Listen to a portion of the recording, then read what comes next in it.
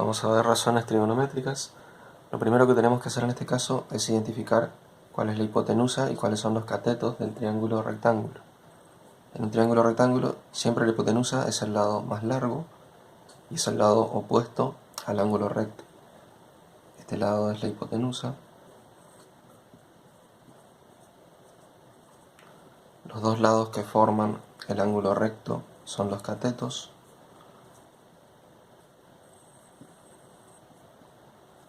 Ahora, ¿cuál es el cateto adyacente y cuál es el cateto opuesto? Eso depende de qué ángulo agudo tomemos. Si utilizamos este ángulo agudo, el ángulo alfa, ese ángulo agudo va a estar formado por hipotenusa y cateto adyacente.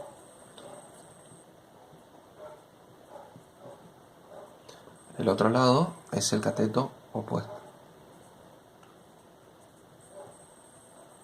Entonces, si tenemos el mismo triángulo, la hipotenusa va a ser la misma, pero si en lugar de usar el ángulo alfa usamos el ángulo beta, ahora este lado va a ser el cateto adyacente.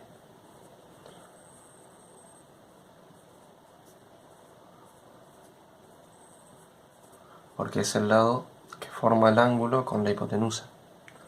Y este lado es el cateto opuesto.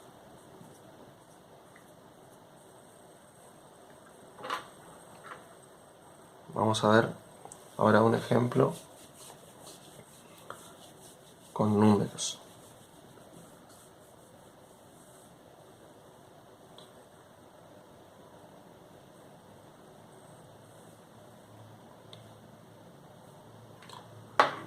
Por ejemplo, si nos dan un triángulo rectángulo, donde la hipotenusa mide 5, un cateto 3 y el otro cateto mide 4.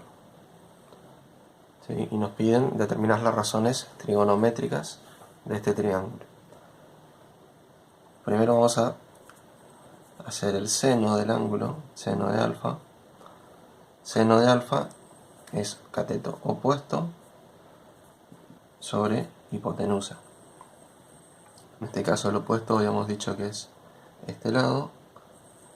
Tenemos la hipotenusa y el adyacente.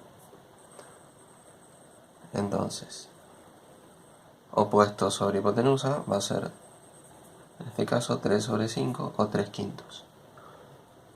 Ahora, vamos por el coseno de alfa. Coseno de alfa es cateto adyacente sobre hipotenusa.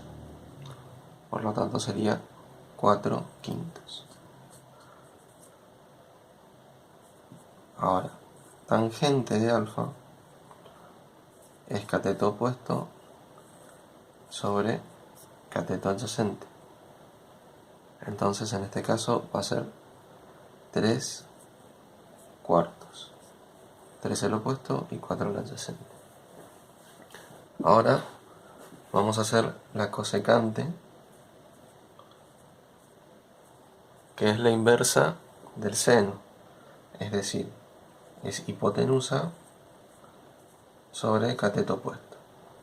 Por lo tanto, va a ser en este caso 5 tercios, hipotenusa sobre el cateto opuesto. Vamos ahora con la secante. Secante de alfa es hipotenusa sobre adyacente. Es la inversa del coseno. Por lo tanto va a ser 5 cuartos. Y por último, vemos cotangente, que es cateto adyacente sobre el cateto opuesto. Si es la inversa de la tangente, en este caso va a ser entonces 4 tercios. Y con esto ya hallamos las razones trigonométricas de este triángulo.